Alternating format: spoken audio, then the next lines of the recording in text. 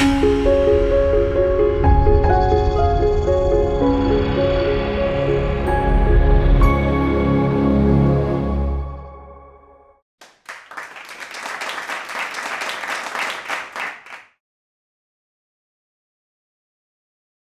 you for welcoming me here today to speak with you about this topic. It's a subject that has really fascinated me for a long time. I'm an American. I grew up here in the US, and I have been from an early age very deeply drawn to Hindu thought and practice, specifically to Vedanta. And so this is a topic very dear to my heart. And so I was very happy to have the opportunity to write this book, Hinduism in America, A Convergence of Worlds. I've also made it into a course at Elizabethtown College where I teach. And I taught for the first time last semester, and it was very well received by the students who were really not aware of the extent of the influence of Hinduism in the United States. So I'm just going to go through my presentation here for you today. So I'll begin with some statistics. According to the Pew Research Center, there are roughly 2.25 million Hindus in the US. These numbers may be a little dated, in fact, already today, but it is between 2 and 3 million. So roughly 0.7%, somewhere below or approaching 1% of the population of the United States. So in terms of people who actually identify as Hindu, we're talking about very, very small numbers. However, the influence of Hindu thought has been far, far greater than those numbers might suggest.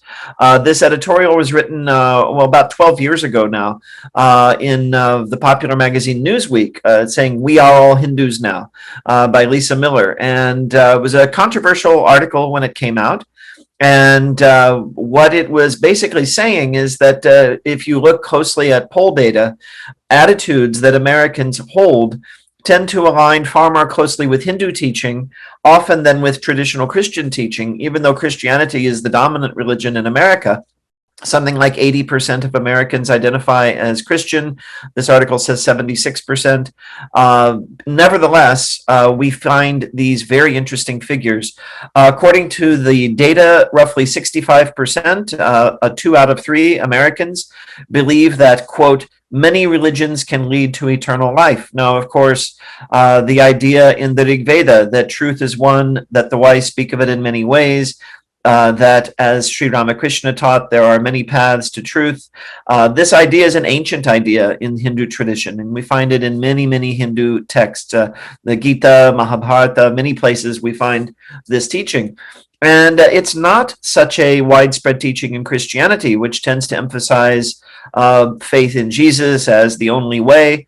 And yet, 2/3 of Americans believe in the Hindu idea, right, that many religions can lead to the ultimate goal.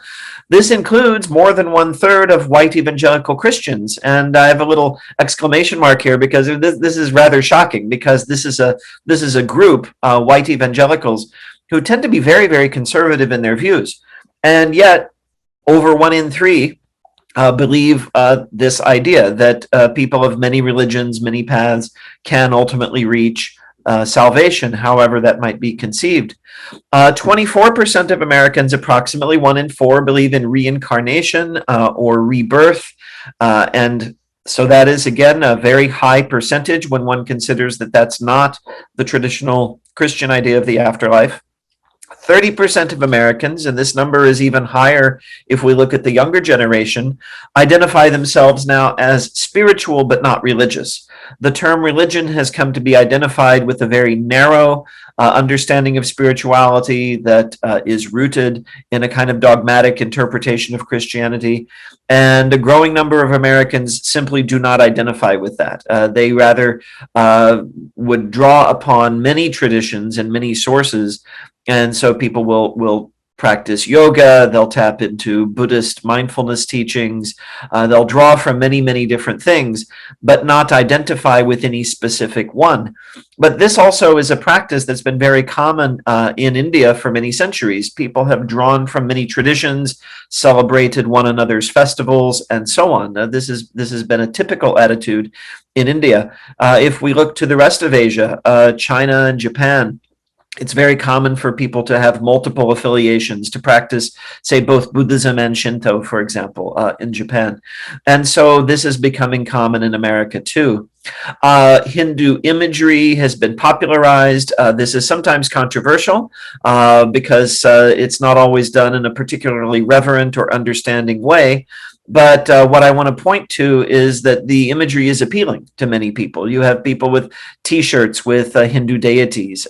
The Om symbol is pervasive. In fact, I have many students who will get a tattoo somewhere on their body of the Omkara. And so these are all aspects of Hinduism that are sort of seen by the younger generation, especially as being, something cool, right? Something that they want to incorporate into their lives. If we look at the history of this, I'm going to delve more deeply going further back, but just in terms of popular culture, George Harrison of the Beatles easily the most popular music group of all time, of popular music in the West. George Harrison was very deeply drawn to Hinduism and practiced it very seriously from late in the Beatles period right up to the end of his life in 2001. His song My Sweet Lord, which includes the Hare Krishna mantra, popularized this mantra around the world. And in 1970, the year the song came out, it was the most popular song of the year. So you had all kinds of people chanting Hare Krishna in the West, not necessarily knowing what it meant, but again, being drawn to that. More recently, you have this band Super Heavy, which was an amalgamation of artists from several different groups and international, included A.R. Rahman, included Mick Jagger from the Rolling Stones. They had a song in Sanskrit, Satyameva Jayate, which of course people in India will be familiar with, right? Truth alone triumphs, the national motto of India. This was a very popular song a few years ago. American celebrities have been drawn to Hinduism. Here is Julia Roberts, a famous actress, at her local temple. She is Hindu. She starred in a film called Eat, Pray, Love, which was based on the autobiography of Elizabeth Gilbert, who was a woman who was drawn to meditation, practice of Siddha Yoga, spent some time in India. So Julia Roberts portrayed her, and she was always very private about her spiritual life, but a reporter asked her, was it difficult for you to portray this character who was so involved in spirituality? And Julia Roberts said, well, no, because I practice Hinduism myself, so it was very easy for me to play this character. So that's when it became public knowledge, but she's raising her children Hindu, and she's very serious about it. Some more actors, Mike Farrell from the popular series MASH, that was very big when I was growing up. He's a devotee of Satya Sai Baba. Hugh Jackman, well known as the Wolverine. He's actually Australian, but very popular in America. And he's a devout practitioner of Hinduism. He was actually part of a big event at Madison Square Garden to greet the Prime Minister of India, Narendra Modi, when he was first elected and visited the US for the first time. There was a big event in New York, and Hugh Jackman was one of the people on stage introducing the Prime Minister of India. This is a still from the film The Life of Pi, extremely popular film when it came out, 2012, based on a book of the same name. And the main character goes on a very profound journey. He ends up as you can see here, in a boat in the Pacific Ocean with the tiger, and he manages to survive. There's a lot of symbolism in the film, where the tiger sort of represents a deeper part of his own self. And one of the characteristics of Pi early on in the film is that the main character is that he follows many religions. He practices Hinduism, Christianity, Islam, very much in the manner of Sri Ramakrishna, right? He sees truth in many paths. So this was kind of a cornerstone of this film, which was very popular. Here is a Hindu wedding. Hindu weddings are becoming increasingly popular in the US, but the couple actually getting married are not Hindu. They're actually two of my former students. That's me over on the right, I actually have been trained by a Purohit here in the U.S. in how to perform the weddings. I've done 4 of them, and 2 of my students wanted to get married in this way. So there's another example. So we're not talking about large numbers of people calling themselves Hindu or becoming Hindu in any formal sense, but Hindu sensibility, Hindu ideas, Hindu aesthetics is infusing the lives of many people in the US. So to get into the history of this, really the first wave of very serious interest in Hinduism in the U.S. Was in as early as the 19th century, from a group called the Transcendentalists. Their founder, Ralph Waldo Emerson, he was a Unitarian minister in New England, and very famously developed a philosophy that really is a modernized form, you could say, an American version of the ideas he found in the Upanishads and the Bhagavad Gita. He was reading early translations of these texts. Translations of Hindu texts were available even in the 1700s. Philip Goldberg, who's also studied this material very deeply and written about it in a wonderful book called American Veda, mentions how John Adams, the second president of the United States, was very enthusiastic for Hinduism and was reading everything that he could find about it.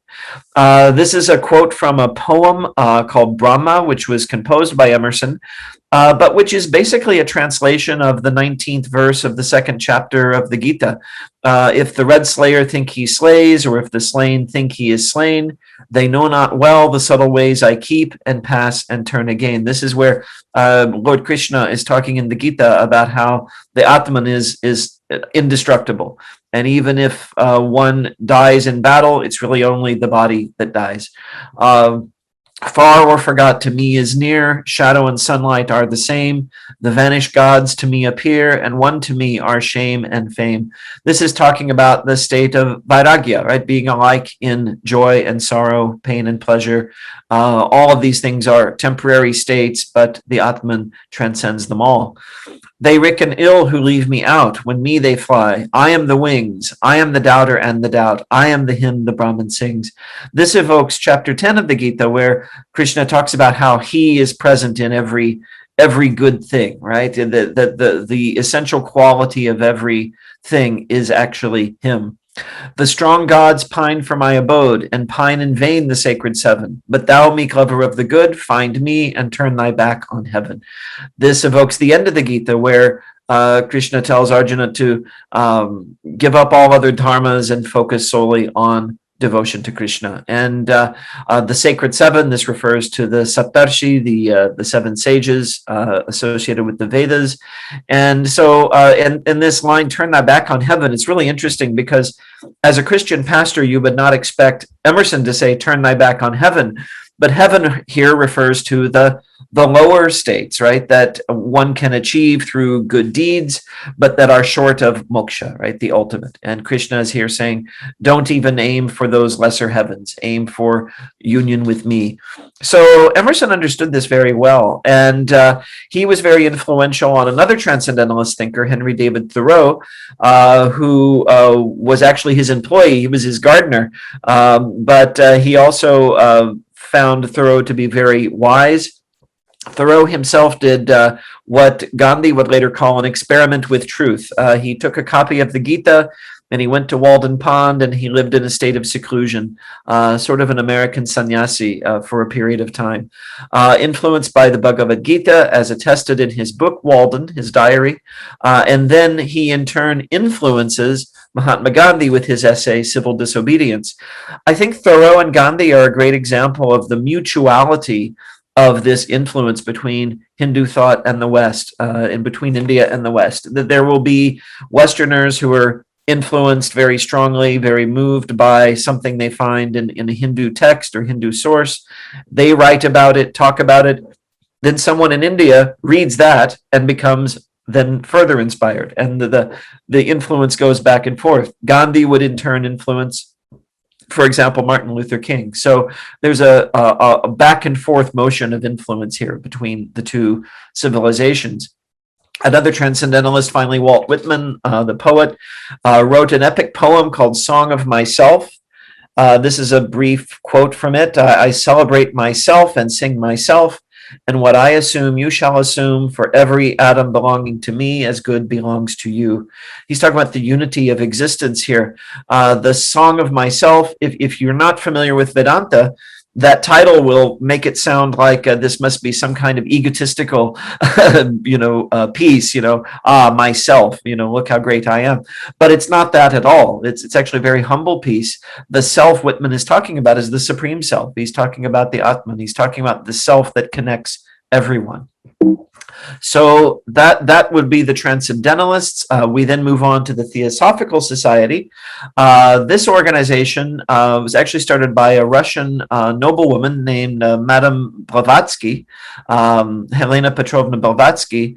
The two people from the society I'm picturing here, though, Annie Besant and A.O. Hume, Alan Octavian Hume, had even greater engagement with India than Blavatsky herself.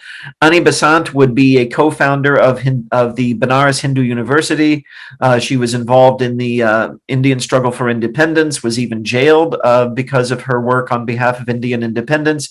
And A.O. Hume, a Scotsman, was also a Theosophist, and he was a founding member of the Indian National Congress and an advocate for Indian independence. So the Theosophists saw the missionary activity that was going on by many Christians during the period when India was under colonization, and their regard for Hinduism and also for Buddhism was so high that they believed that the missionary activity should go the opposite direction, that the West should learn from India, and they were very strongly in favor of India's being independent and having an equal relationship with the West. This, of course, then brings us to Swami Vivekananda, who was the first Indian teacher to come to the U.S. and actually develop a fairly large following. He was followed by an earlier teacher named Majumdar, who was from the Brahmo Samaj. But Majumdar did not really develop a very large following or have a very large impact.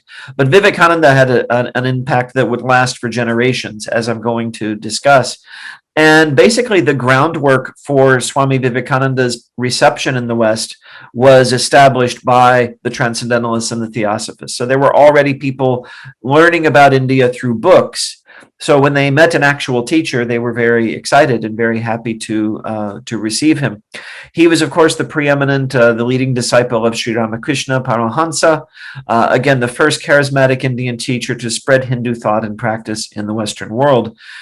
He's best known in India for inspiring national pride and promoting karma yoga, right? Service to the poor, seva.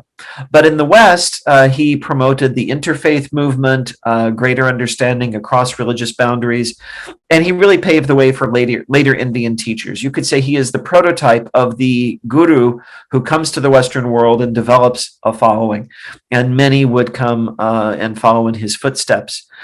Many Americans in the late 19th century saw themselves as, in the words of the 18th century Puritan author and preacher Jonathan Edwards, sinners in the hands of an angry God, right? The religious sensibility was very, very conservative, and people saw God as something very fierce and something to be feared, and feared God's judgment.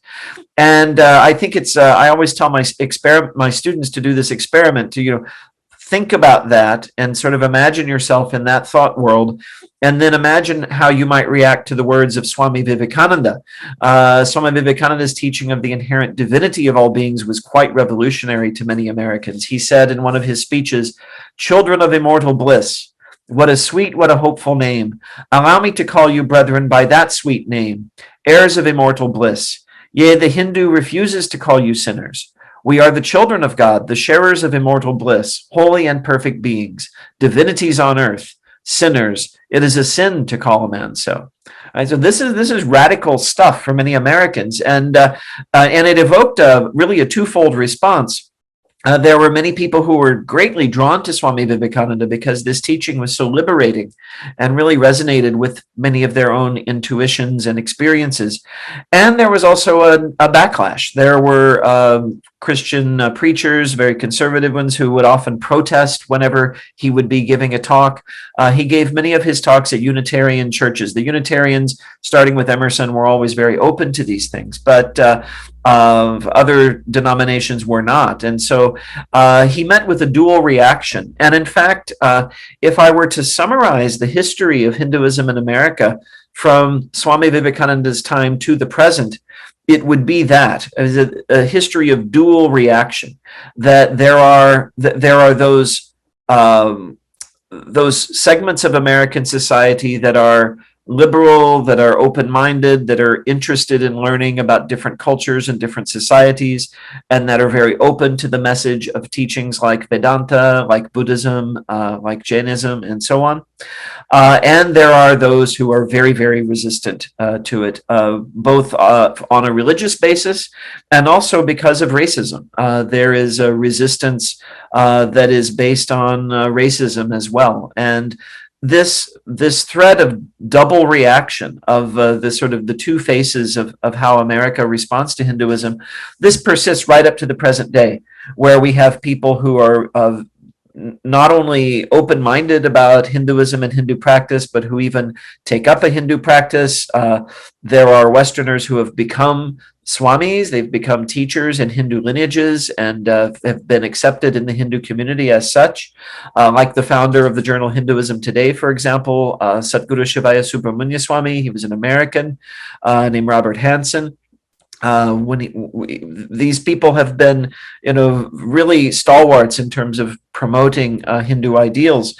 At the same time, you have the negative backlash, and of course, the term Hinduphobia has become more prominent recently as a way of labeling this particular prejudice. So this sort of double reaction has been the case right from the beginning.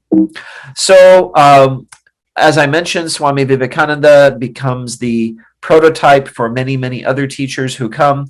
I have a list here of prominent teachers, people that I've mentioned in my book, and I'm always hesitant about this because someone will always mention that there's somebody that I left out, and I can't possibly mention everyone.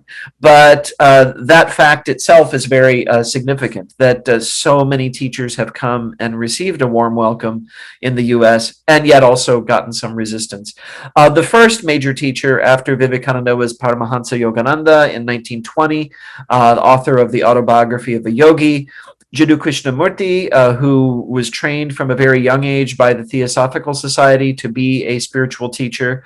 He parted company with the Theosophical Society, but he continued as a teacher, teaching a form of self-inquiry right up until his death in the 1980s. The Maharishi Mahesh Yogi very famously taught transcendental meditation to the Beatles in the 1960s. A.C. Swami Bhaktivedanta Prabhupada, who founded ISKCON, the Hare Krishna movement. Swami Satchidananda, a yoga teacher, famous for leading a mass meditation at the Woodstock Festival in 1969. Sri Chinmoy, who was a bodybuilder as well as a spiritual teacher and had a community in Queens, in New York. Satya Sai Baba, a very famous, again, teacher with many American devotees. Swami Muktananda, who established Siddha Yoga in the United States. Deepak Chopra, who is not a Swami or holder of a lineage, but is the first person that many Americans today think of when they think of people who are promoting these kinds of ideas.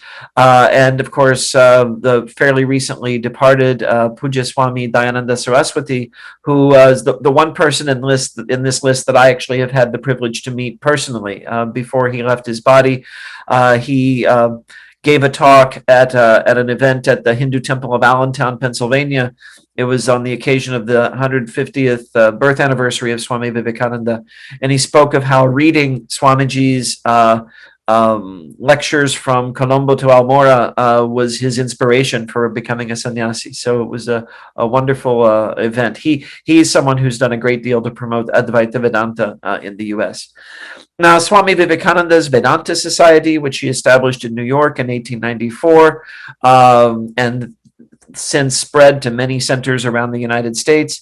This had really a major role in promoting Hindu ideas in the Western world. And the basic process by which this happened is that the people who were attracted to the Vedanta Society and its teachings were all people who were in a position to have a major influence on culture. They were what people would today call influencers, right? We have this term now from the internet. They're people who are influencers. So there were a lot of what we would, today call influencers who became attracted to Vedanta and practiced Vedanta, intellectual scholars, artists, and it was their subsequent impact that really spread Vedantic ideas throughout America. It was not so much that so many Americans joined the Vedanta Society, though quite a few did, but that's still a fairly small percentage of the population. But many people have read or listened to or been inspired by the works of these scholars and artists who were part of the Vedanta Society. So that's been the process of the diffusion of these ideas. So literary figures, prominent names include Christopher Isherwood, Aldous Huxley, J.D. Salinger, all very famous writers, all very influential in their time. Scholars of religion, Huston Smith and Joseph Campbell in particular, were very close adherents of Vedanta.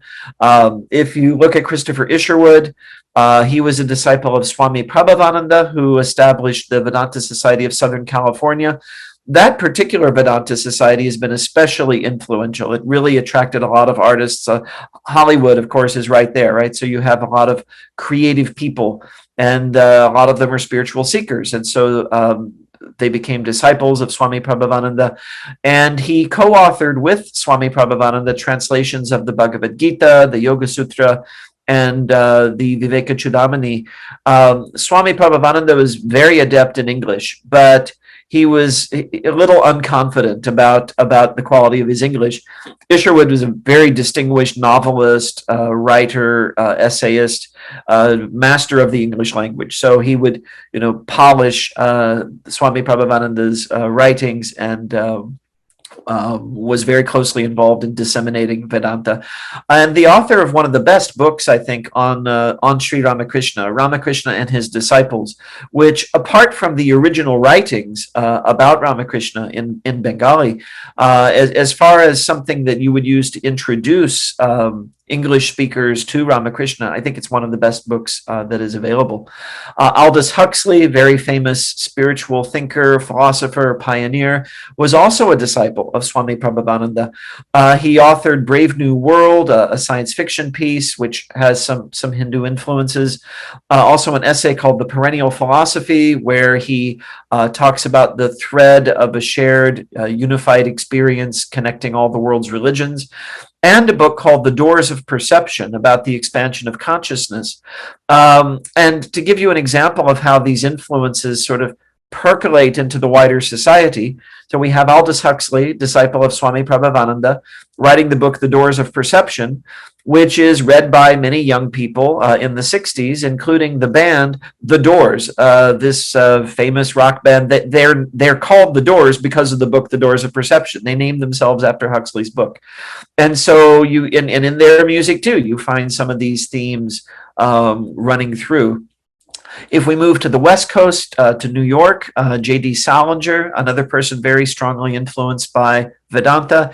He was a disciple of Swami Nityananda of the New York Center, the one that was first established by Swami Vivekananda in 1894. Famous as the author of The Catcher in the Rye, that's probably his most famous novel. Less famous, but more clearly Vedantic, is Franny and Zooey, which is a dialogue between a brother and sister.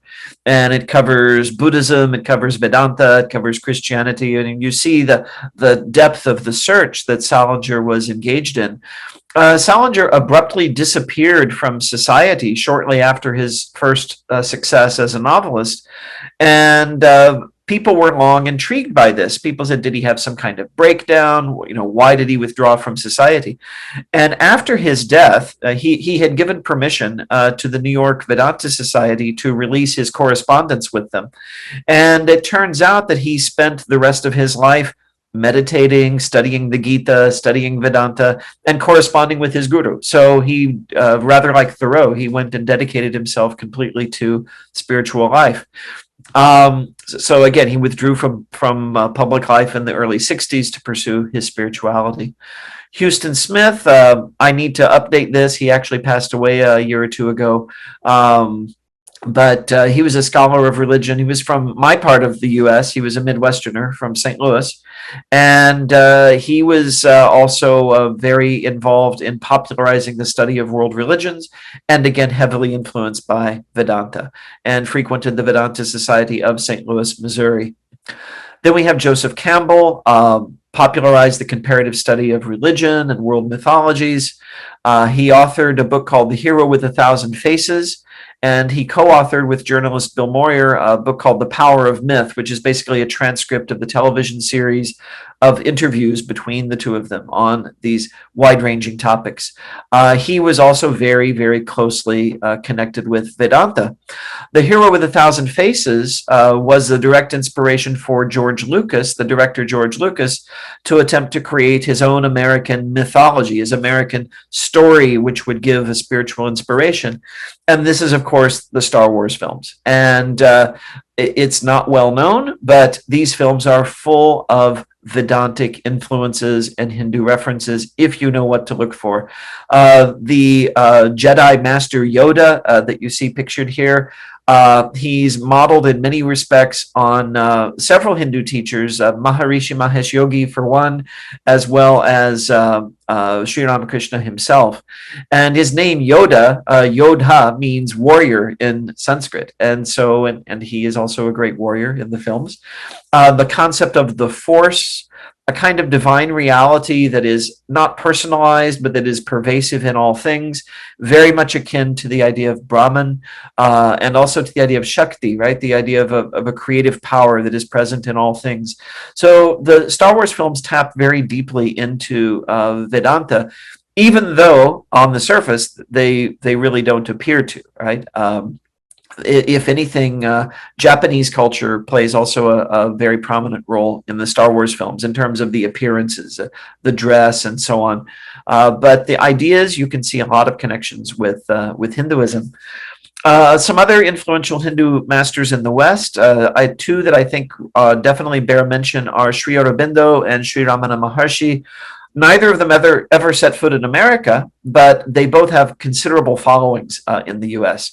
Sri Aurobindo particularly influenced the field of integral studies, and there's a California Institute of Integral Studies, and it's directly based on his philosophy, its approach.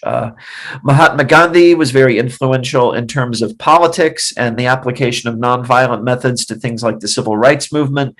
He inspired Martin Luther King Jr. and the nonviolent struggle for equal rights for African Americans. And this has also been a multi-generational influence. President Barack Obama would probably not have been elected had there been no civil rights movement, had there been no Martin Luther King, and there would have been no Martin Luther King without Gandhi. So again, very strong line of influence. I already mentioned earlier George Harrison, the Beatles' study of transcendental meditation under Maharishi Mahesh Yogi, and George Harrison's later embrace of ISKCON and serious engagement with Hindu spirituality has had an influence in terms of sheer numbers comparable to that of Vivekananda and Gandhi, right? The Beatles have reached just about every human being on earth with their music. And George Harrison in particular was especially drawn to Hindu thought and practice. My understanding is that the two living Beatles, Paul McCartney and Ringo Starr, both continue to practice meditation today and both follow a vegetarian diet. So this influence has continued on to the present. Indian music has had an appeal, and a lot of this was also promoted by George Harrison. Though Indian music has had long appealed to a small group of connoisseurs in the West, somewhat like Indian cinema today, the famous friendship of George Harrison and Ravi Shankar brought Indian music and with it Indian spirituality closer to the American mainstream. After George Harrison began promoting Ravi Shankar to the Western world, Ravi Shankar played at the Monterey Pop Festival in 1967 and became a mass sensation. Later in 1971, George Harrison and Ravi Shankar would sponsor the Concert for Bangladesh, which was the first charity concert, charity rock concert. And now there are charity rock concerts all the time, but the two of them really started this movement of musicians performing for free for a good cause. And this was all very deeply connected for both of them with spiritual life and with their understanding of what needed to be done in the world. Again, you see the aesthetic influencing, especially the 60s very much. There's the cover of a Jimi Hendrix album, clearly evoking the divine vision in the Bhagavad Gita. And then we have actual Hindus coming to America and settling down. There was an initial phenomenon of migration from India to the US early in the 20th century. Many, mostly men, mostly Sikh, migrated to the US to the West Coast and were part of the logging industry in the West Coast. And they met with violent backlash and racism. In fact, the racism against Asian Americans, Indian, Chinese, and Japanese grows so virulent that in 1924, Congress passed the Asian Exclusion Act, and it forbade immigration to the US from Asian countries. This was not lifted until 1965 in the wake of the Civil Rights Act. It was realized that, this racist quotas were something that could not be sustained in immigration. And so from 1965 to the present, there's been a growing number of people immigrating to the US for education, for work, and then sometimes to settle permanently. So Hinduism is also spread in America due to increasing numbers of Indian Hindu immigrants to the United States. The photo here is of one of 6 Hindu temples in Pittsburgh, Pennsylvania. You probably don't often see a Hindu temple surrounded by snow. So there you are, right? There's a Hindu temple in the United States. The lifting in 1965 of the Asian Exclusion Act, imposed in 1924, is what's made this possible. This has also enabled immigration from Buddhist countries such as Japan, China, and Thailand. So now, especially in larger, even medium-sized American cities, it's pretty normal for there to be at least one Hindu temple, and often a Buddhist temple or meditation center as well. And I have a chapter in my book called America, Land of Temples. And the temples really started proliferating in the 1970s. And if I take our local temple as an example, these temples usually started in people's homes. You would have maybe 4 or 5 Hindu families in a city. And they would gather in one another's homes for the major festivals. Sometimes they would get a speaker to come, maybe a Swami from India to come and give a talk.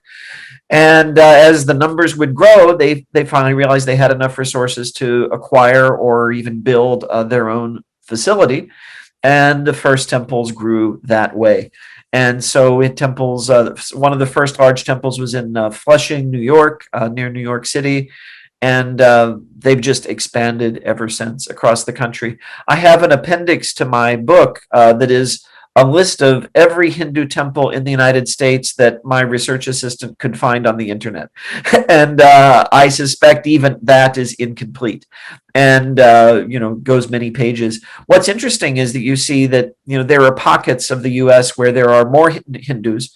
So a lot of Hindu temples in New Jersey, a lot of Hindu temples in California, a lot of Hindu temples in Texas, but hardly any in some states. South Dakota, I think there are no Hindu temples. Wyoming, I don't think there are any. Some states there are hardly any, but others you have a lot. Hindus are one of the most materially successful religious groups in the US, with the highest levels of educational achievement and among the highest household incomes of any religious group. This is data that's collected every year by the Pew Foundation. And of all the religious groups in the US, Hindus have the highest education. About 48% have some degree beyond college. And then in terms of wealth, too, the community here has done well. The 2 groups that sort of vie for first and second place each year in these statistics are the Hindu community and the Jewish community. These are both communities that have been very materially successful in the US. So again, 48% of Hindu Americans hold a postgraduate degree. And Hindu Americans have begun recently to speak up for their rights and the rights of others and to correct misconceptions about Hinduism.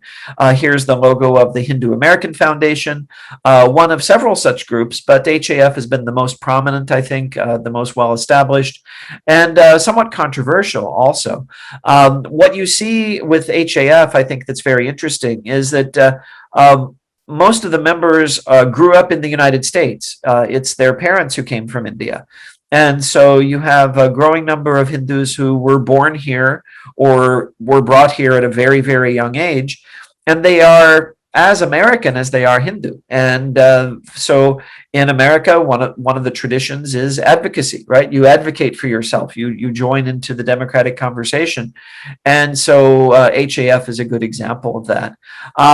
The first Hindu was elected to Congress in 2012. This was Tulsi Gabbard, a Democrat from Hawaii, a Gulf War veteran. She was raised Hindu, though interestingly, she's not of Indian descent. Her parents were people who back in the 60s were drawn to Hindu tradition, began to practice it, and she grew up in that tradition.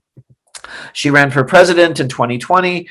Didn't do very well in the presidential run, but it's interesting. You have the first Hindu running for president in the United States. I got to meet her actually at an event in DC. There's a picture of me and my wife with Tulsi Gabbard. In 2016, 3 more Hindu Americans were elected to Congress and are members of Congress to the present day. There's Ro Khanna from California, Raja Krishnamurti of Illinois, Pramila Jayapal of Washington, and she's also the head of the House Progressive Caucus. So not only do we have 3 Hindus in Congress, but they're all pretty prominent and have a major role. The mother of our new vice president, Kamala Harris, was a Hindu immigrant from India. Kamala Harris herself is not Hindu, but her mother was. And so she is, in terms of ethnicity, she's half Indian. And so you see greater and greater prominence coming to this community in the U.S. Vice President Harris's first name, Kamala, means lotus in Sanskrit, and her middle name, Devi, means goddess. Right? So we have Kamala Devi is now the vice president of the United States. So you see, on the one hand, a lot of progress, growing influence and acceptance of Hindus and Hinduism in the U.S. At the same time, as I said, there's also backlash and resistance and Hinduphobia. So we get both of these happening simultaneously.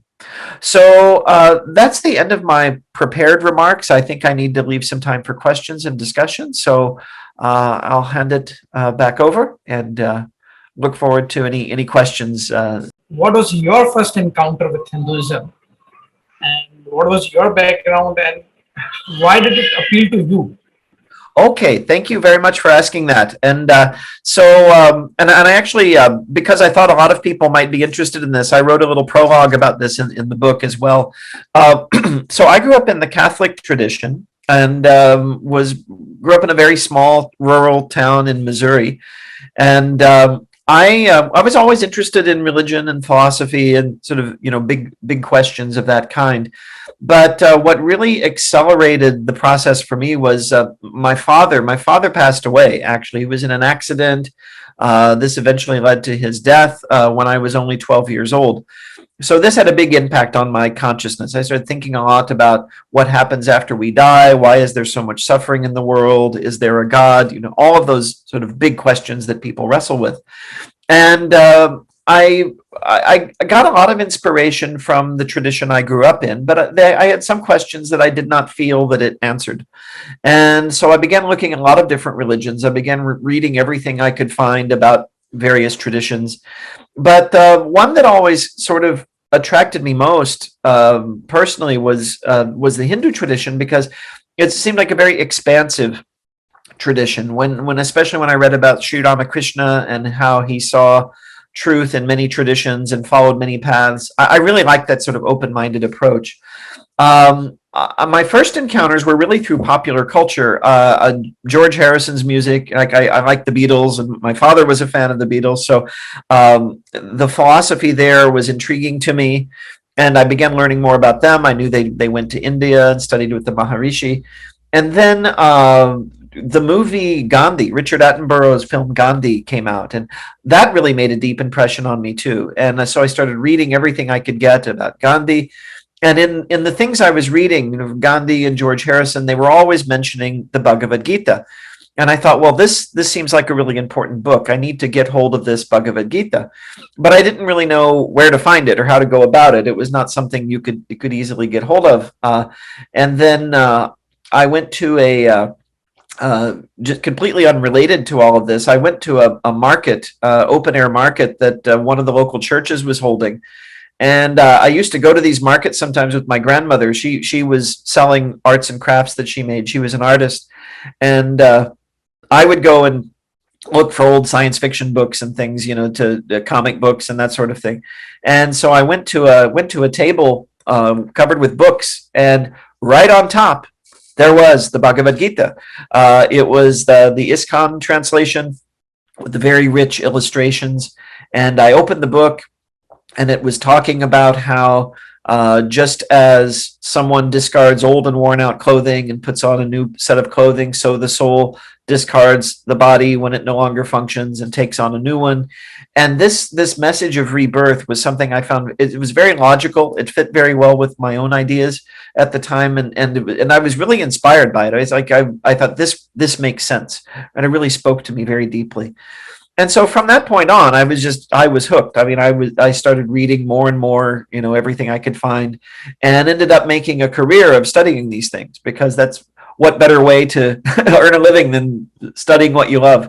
So, and I'm a practitioner also. I finally connected with the Vedanta Society, and my wife grew up in the Ramakrishna tradition. She is Hindu, and she's Bengali. Of course, Ramakrishna is very big in Bengal. And so we have together continued to practice that tradition. And in fact, we've established recently, over the last couple of years, we started the Vedanta Society of Central Pennsylvania in our home.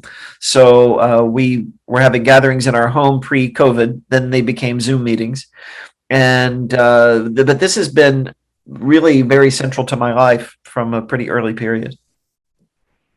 Right. Thank you for this answer. And there's one question. First, I should take this from Amit Dubey. That what type of phobia against Hinduism in the USA exists, as you mentioned in your lecture once? So there are really two aspects of this. One is religious bigotry, right? So there are some schools of thought in Christianity that are very, very conservative and very nervous about other religions, right? They see other religions as problematic, and they're going to hell, and so on. And so there is that, right? There is that sort of religious impulse that sees Hindus as people who need to be converted to Christianity, not as people who can be learned from, or who have their own, wisdom tradition. And so there's the religious aspect of it. And then this is often combined with racism, which unfortunately is still a reality in America. I mean, many of us, I think, believed rather naively that we had moved past these things. Elected an African-American president, and we had a civil rights movement, all of that struggle. But then these things have all bubbled up in recent years. There's a lot of that kind of racism. And from the racist angle, there's no differentiation made between Hinduism or Islam or Sikhism or any other tradition that is seen as being, the tradition of non-white people, right? So they don't really care if you're Hindu or what. It's based on racism, right? You could even be an Indian Christian, and they would be bigoted against you. So there's that. So you have both of those aspects, and there's really kind of a third aspect that is emerging, which is coming more from the realm of politics. This is kind of what you could call woke Hinduphobia, where because Hinduism has been presented very often in the educational system as a very regressive tradition, identified with things like casteism and so on. You'll have people who have, they're not religious particularly, and they're not racist, but they have a reflexive sort of negative reaction to anything Hindu, because they immediately associate it with political realities that they disagree with. And so that has become more prominent, I would say, very recently.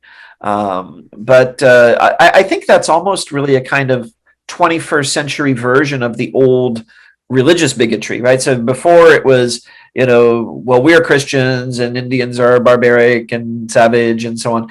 And now it's because it's less of a religious society than it used to be, America. I mean, it's still very religious, but less than it used to be. That's morphed into this kind of political activism, like, this is a backward tradition, and, So you have that kind of Hinduphobia. So there's a whole spectrum. And so I've talked with some of my friends about it in the Hindu community. That the Hindus are one community that get attacked by the left and the right in America. In fact, you can see parallels with the Jewish community as well, because there's the traditional anti-Semitism, but then there are also people who take out any disagreement they have with the state of Israel on the whole Jewish community. So attack Jewish people for things that Israel does. So in the same way, people who maybe don't like the dominant political party in India, well, they'll take that out on. I had a question actually regarding this, the influence of people in, I mean, as you were saying, of, Hindu saints and others also. So we often see that the political discourse is not really so much shaped by these influences, and we hardly see any politician in America or in the public discourse raising a voice for Hindus, or whether it is talking about the Hindu genocide in West Bengal or other concerns. So do you think there is this sort of a missing gap between what we see from the spiritual influence of the gurus and the public discourse? Yes, I think there is a big gap, and I suspect there are many reasons for that. One is that those of us in the U.S. who are drawn to the teachings of the gurus and who follow these practices are often not very engaged in politics, because there's sometimes an understanding that if you're very interested in spiritual life, well, politics is worldly and you don't want to get involved with that. I think more people are starting to realize that, no, it's actually important to translate these insights into action in the world, and that also is an important part of spiritual life. But I think that's taking some time to catch up, so to speak. Also, I think a big part of it is just geopolitical. I think, unfortunately, and in a very short-sighted way, I think India has not figured very prominently in the American government's thought geopolitically over the years. And in fact, when it has, it's often been in a negative way, because in the Cold War, the US aligned with Pakistan, and India was connected more with the Soviet Union. And so I think India was seen as not a friend of the U.S., not an enemy, but not a close friend. And this has, I think, changed. I think after 9/11 and the finding Osama bin Laden in Pakistan, that sort of thing. I think the thinking in the U.S. is now shifting much more to seeing India as a partner, India as a strategic partner. And I'm hopeful that is going to also translate into a broader appreciation for India and its culture. I think this is slowly starting to happen, but the old habits are still there. And I think very often for your average, let's say, politician in Washington who's focused on getting elected, unless they have a large number of Indian Americans in their constituency, this is not going to be something prominent in their thinking. So I think that's unfortunate and short-sighted, but I think that's the reality. So I have another question, Jeffrey G, here. That is related to when you teach Hinduism in America, that is in a course, the course structure, and when you interact with the students, what's your experience that what is the most appealing part in your course that attract students toward Hinduism, in understanding Hinduism? Or what is the most difficult part for American minds to understand about Hinduism? Both right.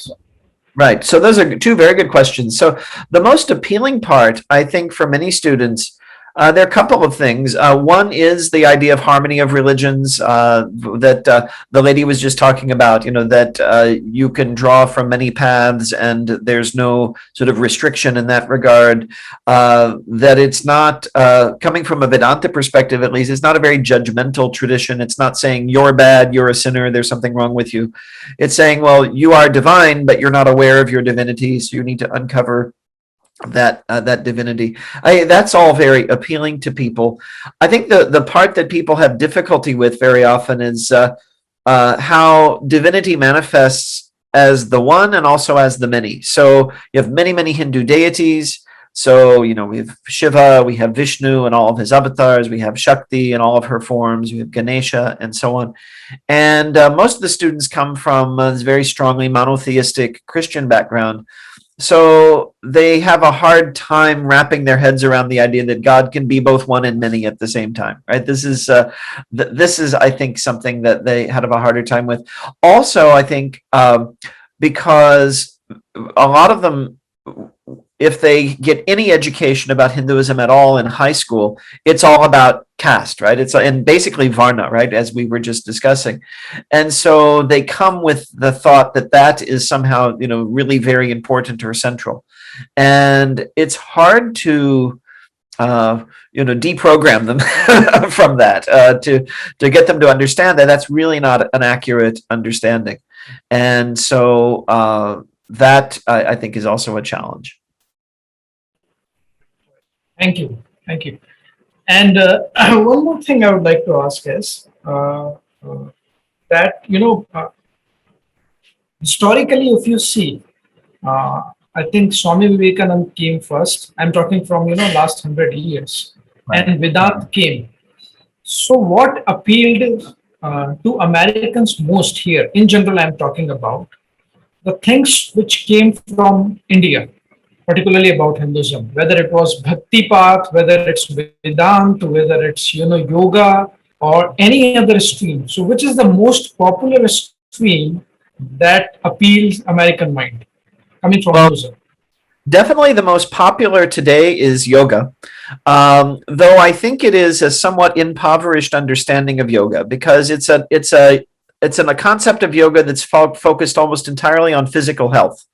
But Americans are very preoccupied with physical health, so for that reason, it's been tremendously popular.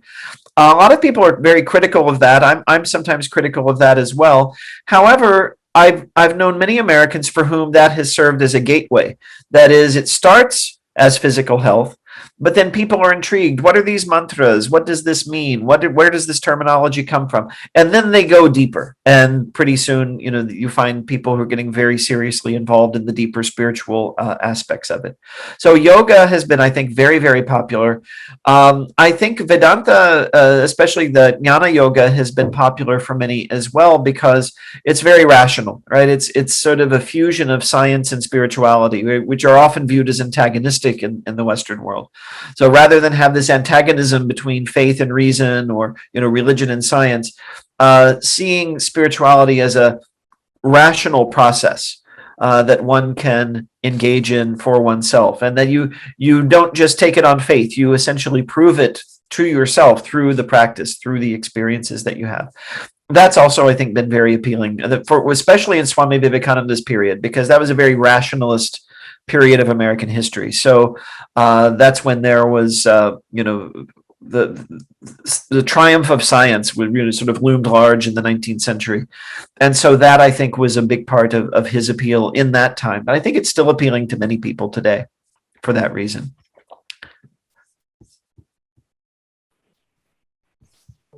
Thank you. Thank you very much for this answer. There's one more question related to, you know, the study of consciousness has gained momentum in the last, I think, 2 or 3 decades, specifically neuroscience department, Yes, of course, in sociology department. And we have seen that, you know, Dalai Lama has done a very, you know, amazing work in this sphere in connecting Buddhism or Buddhist monks with neuroscience studies, and studying a meditation from scientific principle and consciousness from scientific principle. Do you think such kind of exchanges are happening between practitioner of Hinduism and people like scholars who are involved in the study of consciousness? Yes, they definitely are, because I know people who are involved in that conversation. So that is definitely occurring. I would say the Buddhists are ahead in terms of really having taken the lead in that conversation. And of course, the Dalai Lama has star power, right? And people know who the Dalai Lama is, and they're drawn to him. But yeah, there are, in fact, in our own Vedanta society, we have Swami Sarvapriyananda at the New York Center. He's very involved in these kinds of conversations, and we actually have swamis in the Ramakrishna tradition who have background in things like neuroscience or physics and so on. And so definitely the conversations are occurring. And another popular sort of popularizer that I mentioned, Deepak Chopra, he's certainly someone who's engaged with these things. Though I think he's seen as more of a popularizer than maybe like a hardcore, thinker on it. I might be wrong about that, but I think that's how he's perceived. But yes, the Buddhists definitely sort of took the lead in that conversation very early on. Yes, yes. Sumatiji has one question, but before that, I would like to ask my last question. May I know the course title that you teach there in America? Is this like Hinduism or Introduction to Hinduism? What it is? So the new course I've created is just called Hinduism in America. Very simple title. That is a new course. For much longer, I've been teaching a course called Dharma Traditions, which I still teach that. And that is on Hindu, Buddhist, Jain, and Sikh traditions. So it's a kind of an introduction to all four of those. I spend most of my time in Hindu and Buddhist traditions. But that course I've been teaching for a very long time. I'm teaching it again this fall. And Hinduism in America is a new course, and I'm offering it in the spring, like in the January again. But yeah, the first offering I thought went very well. Our normal course cap is 35 students, and I had 40 students who wanted to take it. So we allowed them all to take. So it went very well. Right, exactly. The reason behind asking this is also one more reason is there. We see that there are many courses in American university titled as Hinduism or Introduction to Hinduism, even Dharma studies, as you mentioned. But here in India, you surprisingly find that such kind of courses cannot be introduced because it looks more communal in approach. So when we look to America, we see that there is a systematic studies are going on with respect to Hinduism. Okay. Yes. But in contrast to that, in India, we do not find any systematic studies on Hinduism, on Dharmic tradition in India. We do not see it as a part of any curriculum in Indian university. So would you like to recommend or give some message to Indian scholars or people who are running Indian university that why it should be incorporated and what should be the path ahead? Oh yes, I think so. I think so. I think that the fear behind not having these courses, I mean, you mentioned the C word, right? Communalism, right? That it's going to be presented in a way that's very political and very heavy-handed, but the humanistic study of religion, that is, setting aside the questions of truth, the questions of what is the ultimate reality, and just saying, what are the teachings? What is the history? What are the practices that people follow? And looking at it from that perspective can actually be the antidote, I think, to communalism in many ways. Because if we look at these things from a humanistic perspective, we start to see value everywhere. We start to see, well, there are differences among traditions, but there are also things that everyone does because we're all human beings. And so I also find that knowing about other people's traditions can reduce prejudice a great deal. That a lot of prejudice is based on ignorance or very stereotyped or decontextualized things. And if we understand each tradition from the perspective of its practitioners and really learn that well, I really think it goes a long way toward developing greater empathy. So I think that would be a very useful thing for Indian universities to incorporate. And I think, again, the fear is, okay, so we're having the section on Hinduism, so the Swami is going to come and give a talk.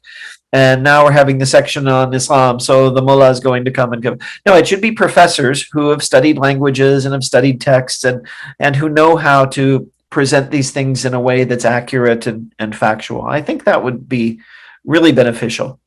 Namaste, Jeffery D. I just wanted to check. You said that both the American left, the right, and the wokes, all of them attack Hinduism. Hinduism becomes a target for all of them. Yes. That scenario, do you see Hinduphobia reducing or increasing in the future? What do you see is the status of Hindus and the attacks on them? Where is it going in the near future? So, okay, very good question. And it's a question that keeps me awake at night. So two answers. I certainly hope it reduces, and I'm dedicated to joining the struggle against it by promoting more accurate knowledge and a more empathetic understanding. In terms of where I see it actually going, I'm not terribly optimistic actually, or I would say it this way. I'm optimistic in the long run. I think that over time, the deeper truths and insights and the real beauty of Hindu tradition is much more powerful than anything that can be said against it. But that will take time for people to understand and appreciate. So I think in the short term, I fear we're going to keep seeing this for a while. But I certainly have reason to believe that in the long run, as the saying goes, Satyameva Jayate, right? The truth will prevail. Because those of us who are dedicated to that will keep also speaking out, giving presentations, teaching classes, writing books, and so on. And I think we need to be more coordinated in our efforts. I see that beginning. One of the beauties of Hindu community, I find, is everyone's very independent minded. But then that can be a setback when you're dealing with an issue like this, because you have 1,000 different approaches and everyone's arguing with each. In our Hindu community, often people are arguing with each other more than with the people who are on the outside causing the problem.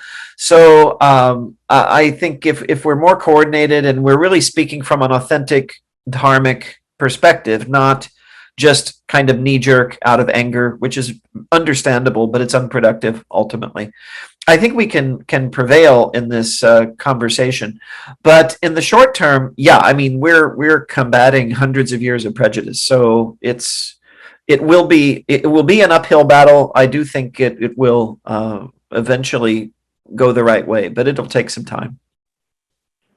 Thank you, Jeffrey G. I think it makes a lot of sense, because I don't think we are in a very different position in the birth country of Hinduism, India itself.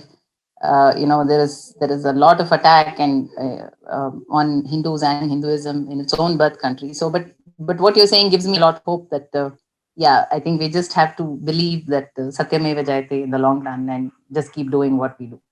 Thank you. Yes, thank you.